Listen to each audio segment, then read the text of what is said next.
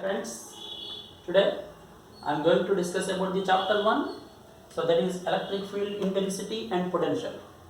Before going to the chapter, let us discuss some basic principles.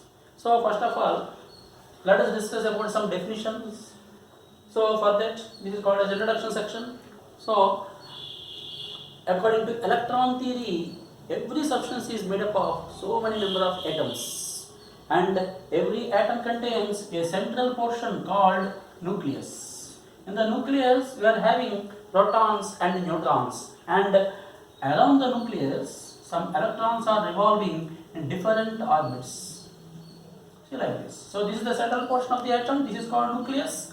Nucleus contains protons and neutrons, and electrons are revolving around the different orbits. And the mass of the electron is 9 into 10 power minus 31 kg.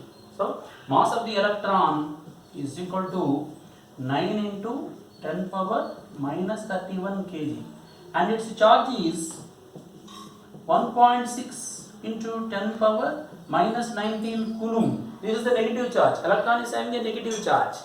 Similarly, the electrons are revolving around the nucleus, and the protons carry positive charge. The mass of the proton or the mass of the neutron is equal to 1.67 into 10 power minus 27 kg, and the charge of the proton is also 1.6 into 10 power minus 19 coulomb, whereas the proton carries positive charge.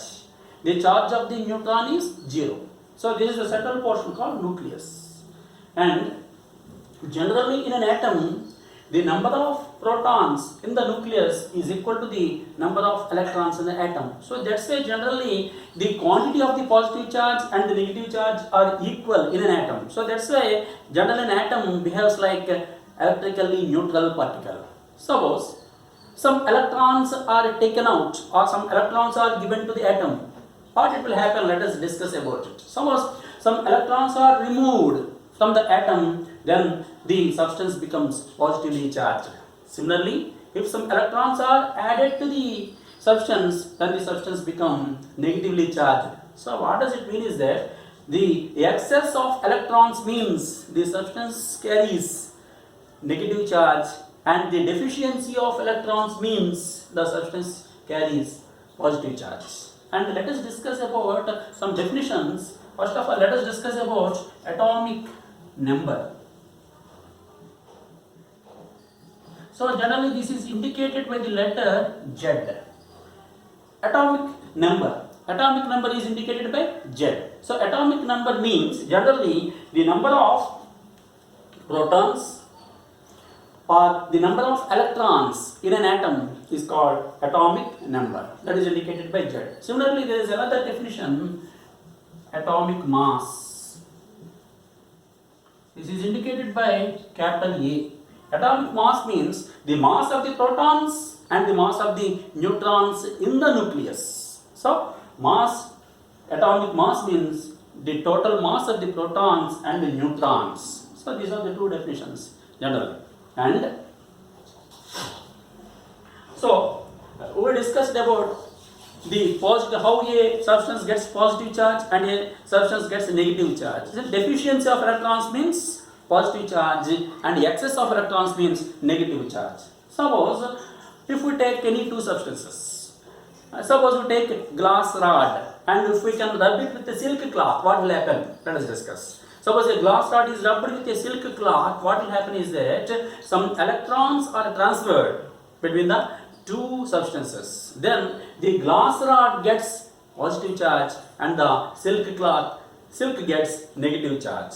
Similarly, if the ebonite is rubbed with cat skin, that is also known as fur, so then the ebonite gets negative charge and the cat skin gets positive charge. You see, the nature of the charge depends upon the substances used for rubbing. Of course, there is a series also. There are some series of substances which are arranged in order. So, if one of the substances is rubbed with the other one, which charge it will get, that is also there.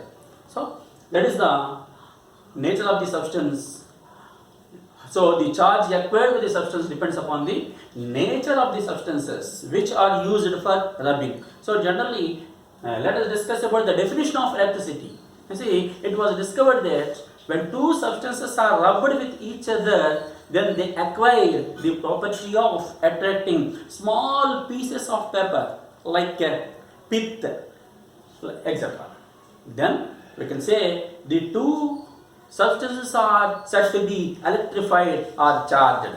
So there is a cause why they got that property, why they are attracting the small pieces of paper and pith, because they acquired a property. So the property due to which they acquired this property is called electricity. So like that we can define the electricity also. So generally there are two types of charges, namely positive and negative charges. So let us discuss about the properties of the charges.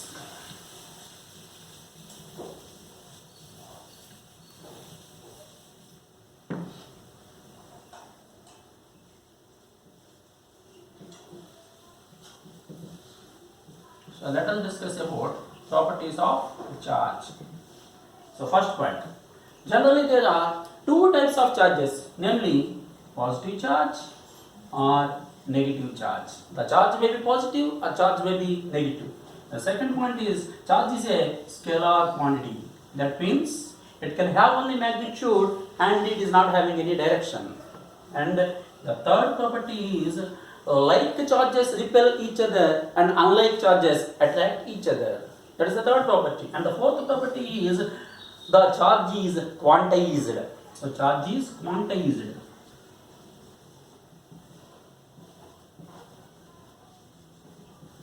What does it mean? Let us discuss about this. Charge is quantized means generally charge is not continuous. It can be available like, so it is an integral multiple of a certain minimum charge. So that means any charge can be available as Ne, where n is an integer, its value is 1, 2, 3, 4, so on. This is an integer. So if you can take a certain minimum charge, that is E is equal to 1.6 into 10 power minus 19 coulomb. So any charge can be like 1E, 2E, 3E, 4E, like that. So charge is an integral multiple of a certain charge. So this property is known as quantization of the charge. So that's why you can say charge is quantized. So charge is not continuous. So charge can be available like 1E, 2E, 3E, 4E, so on, like that. Then the next property is charge is conserved. What does it mean? We know that conserved means remains constant. So, if suppose any process takes place, in the process, suppose any process takes place, then there is no change in the quantity of the charge. For example, let us consider an example, uranium 23892.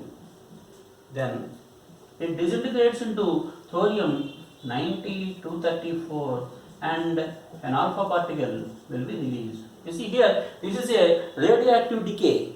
So here, uranium atom disintegrated into thorium and He24, helium nucleus. Here you see, before the disintegration, the total charge is 92.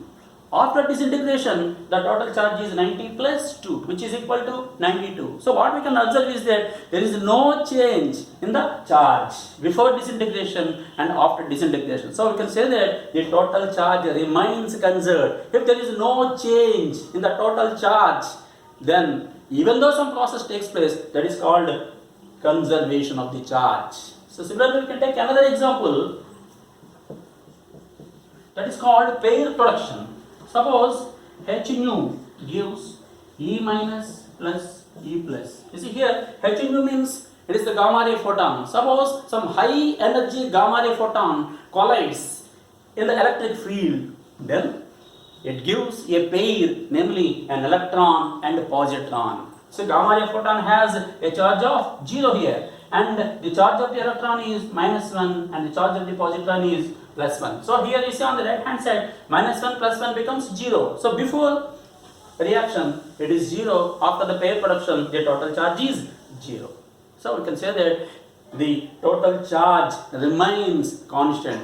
There is no change in the charge before reaction and after reaction. So this is called quantization. This is called conservation of the charge. So these are the properties of the charge.